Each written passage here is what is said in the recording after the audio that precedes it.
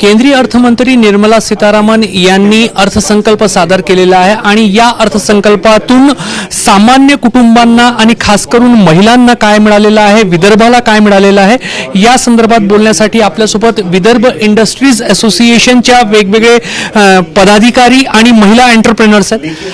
खरोखर महिलांना काय मिळालं आणि खास करून जे महिला घराबाहेर निघून काम करतात त्यांच्या वाट्याला काय आलंय? धन्यवाद. माननीय वित्तमंत्री सीतारामन मॅडमनी पहिले जी साडी नेसून आल्या तेच खरं पहिलं प्रमोशन आहे की त्यासाठी त्यांनी मला वाटतं त्यांनी नेसून मुद्दामून आले असतील त्या. तर हे खादी हँडलूमला डेफिनेटली प्रमोशन आहे. खादी हँडलूमला प्रमोशन दिल्यामुळे प्रत्येक गावात रुरलमध्ये बायकांना रोजगारही मिळेल, नवीन युवकांनाही समजेल की आपली ट्रेडिशन भारताची काय आहे ज्याला प्रमोट केलं पाहिजे. शी-मार्ट हे जी स्केल आहे ही त्यांनी चांगली पुढे नेण्याचा प्रयत्न केला आहे. त्याला खूप चांगला प्रतिसाद मॅडमनी दिला आहे. लखपती दीदी योजना खूप सक्सेसफुल झाली होती, त्याचं एक्सटेन्शन आहे त्याचं नक्कीच एक्सटेन्शन आहे आणि याच्यात बऱ्याच महिलांना रोजगारही मिळणार आहे. जे एंटरप्रेनर्स होण्याची इच्छुक आहेत त्यांनाही याच्यात फायदा मिळणार आहे. दुसरं, शेतकऱ्यांसाठी जो निधी मॅडमनी डिसाईड केला आहे त्याच्यासाठी तळागाळातल्या शेतकऱ्याला याचा फायदा होणार आहे आणि शेतकरी हा आपला अन्नदाता आहे, त्याला फायदा झालाच पाहिजे. त्याच्यावरच पूर्ण फॅमिली कुटुंब अवलंबून असतात. तर हे मॅडमनी खूप छान केलेलं आहे की तळागाळातलाही असो शेतकरी त्यालाही त्यांनी प्रोत्साहन दिलं आहे आणि त्यालाही मदत मिळणार आहे. देशातील प्रत्येक जिल्ह्यामध्ये गर्ल्स हॉस्टेलची एक घोषणा करण्यात आलेली आहे. तरुण ज्या मुली असतात जे वेगळ्या ठिकाणी राहून शिकतात, किती महत्त्वाची घोषणा आहे?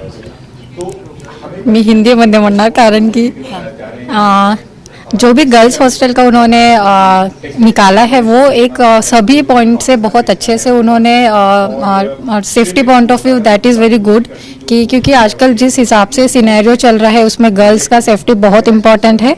तो हम यंग लोगों के हिसाब से अगर देखा जाएगा तो वो बहुत अच्छा उन्होंने किया है कि हर डिस्ट्रिक्ट में गर्ल्स हॉस्टल होना चाहिए. तो पेरेंट्स को भी डर नहीं रहेगा कि हमारे बच्चे सेफ है या नहीं है, तो उसके हिसाब से वो कहीं भी जाके अपना करियर सेट कर सकते हैं. तो वो पॉइंट से बहुत अच्छा किया है मैम ने.